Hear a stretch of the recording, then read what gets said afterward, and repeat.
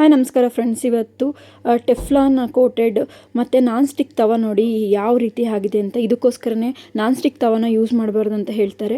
ಅದ್ರ ಕ್ವಾಲಿಟಿ ಮೇಲೆ ಡಿಪೆಂಡ್ ಆಗಿರುತ್ತೆ. ಇದು 300 ಡಿಗ್ರಿ ಸೆಲ್ಸಿಯಸ್ ಹೀಟ್ ಆದರೆ ಏನಾಗುತ್ತೆ ಅಂತ ಅದ್ರ ಮೇಲಿನ ಪದರ ಏನಾಗುತ್ತೆ ಓಪನ್ ಆಗ್ತಾ ಅಥವಾ ಮೇಲೆ ಎದ್ದಳಕ್ಕೆ ಸ್ಟಾರ್ಟ್ ಆಗುತ್ತೆ. ಇಲ್ಲಿ ನೀವು ನೋಡಿರಬಹುದು ಈ ಥರ ಎಲ್ಲ ಇದು ಹೊಟ್ಟೆಗೆ ಹೋಗೋದ್ರಿಂದ ತುಂಬ ಥೈರಾಯ್ಡು ಮತ್ತು ಪಿತ್ತಕೋಶದ ಕ್ಯಾನ್ಸರ್ ಈ ಥರ ಉಂಟಾಗುತ್ತೆ. ಅಂದರೆ ಅದರಿಂದ ಆ ಸ್ಮೆಲ್ನ ಕುಡಿಯೋದ್ರಿಂದ ನಮ್ಮ ಶೀತ ಮತ್ತು ಜ್ವರ ಬರುತ್ತಂತೆ. ಅದಕ್ಕೆ ನಾನು ಇಲ್ಲಿ ನೋಡಿ ಕಬ್ಬಿಣದ ಅಥವಾ ಏನಂತಾರೆ ಇದಕ್ಕೆ ಎರ್ಕದ ತವ ಇರುತ್ತಲ್ವ ಅದನ್ನು ತೊಗೊಂಬಂದಿದ್ದೀನಿ. ಸುಮಾರು ದಿನ ಆಯಿತು ಇದನ್ನು ತೊಗೊಂಬರೋಣ ಅಂತ ಹೇಳಿಬಿಟ್ಟು ಅದಕ್ಕೆ ತೊಗೊಂಬಂದಿದ್ದೀನಿ. ಇದನ್ನು ಪಳಗಿಸೋದೇ ಒಂದು ಚಾಲೆಂಜ್ ಆಗಿರುತ್ತೆ. ಇದಕ್ಕೆ ನೋಡಿ ಒಂದು ಸ್ವಲ್ಪ ನಾನು ಹಾಕಿದ್ದೀನಲ್ವ ಅಲ್ಲೇವರೆಗೂ ಏನು ಮಾಡಬೇಕಂತೆ ಎಣ್ಣೆನ ಹಾಕಬೇಕಂತೆ. ಅದು ನಾನು ಕೊಬ್ಬರಿ ಎಣ್ಣೆ ಹಾಕಬೇಕು ಅಂತ ಹೇಳಿದರು ಅವರು. ಅದಕ್ಕೆ ನಾನು ಕೊಬ್ಬರಿ ಎಣ್ಣೆನೇ ಹಾಕಿದ್ದೀನಿ. ಕೊಬ್ಬರಿ ಎಣ್ಣೆ ಹಾಕಿ ಮಧ್ಯಮ ಅವರಿಯಲ್ಲಿ ಅಥವಾ ಸ್ಲಿಮ್ಮಲ್ಲಿ ನಾವೇನು ಮಾಡಬೇಕಾಗುತ್ತೆ ನೋಡಿ ಕೊಬ್ಬರಿ ಎಣ್ಣೆನೇ ಹಾಕಬೇಕು.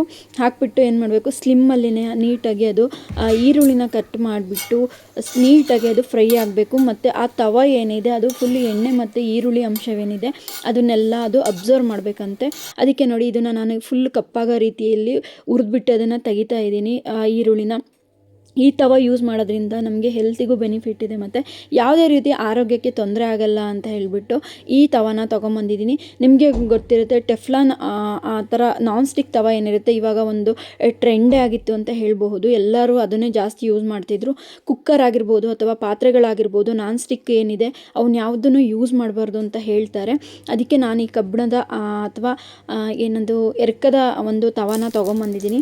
ನೋಡಿ ಅದೇ ಈರುಳ್ಳಿನೆಲ್ಲ ನಾನು ತೆಗೆದಾದ್ಮೇಲೆ ಆ ಎಣ್ಣೆ ಜೊತೆಗೇ ಏನು ಮಾಡ್ತಿದ್ದೀನಿ ಇನ್ನೊಂದು ಈರುಳ್ಳಿನ ಕಟ್ ಮಾಡಿಕೊಂಡು ಫುಲ್ಲು ಎಲ್ಲ ಕಡೆ ಉಜ್ಜುತ್ತಾ ಇದ್ದೀನಿ.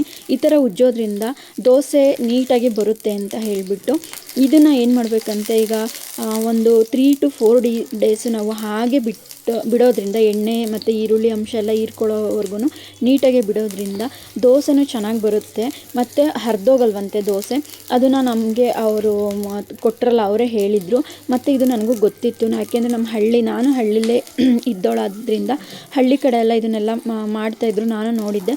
ಹಾಗಾಗಿ ಇದನ್ನು ನಿಮಗೊಂದು ವಿಡಿಯೋ ಮಾಡಿ ತೋರಿಸೋಣ ಅಂತ ಉದ್ದೇಶದಿಂದ ಈ ವಿಡಿಯೋನ ಮಾಡಿದ್ದೀನಿ. ಪ್ಲೀಸ್ ನನ್ನ ಚಾನಲ್ನ ಸಪೋರ್ಟ್ ಮಾಡಿ ಮತ್ತು ಈ ಥರ ಇಂಟ್ರೆಸ್ಟಿಂಗ್ ಮೋರ್ ವೀಡಿಯೋಸ್ಗೆ ನನ್ನ ಚಾನಲ್ನ ಸಬ್ಸ್ಕ್ರೈಬ್ ಮಾಡ್ಕೊಳ್ಳಿ.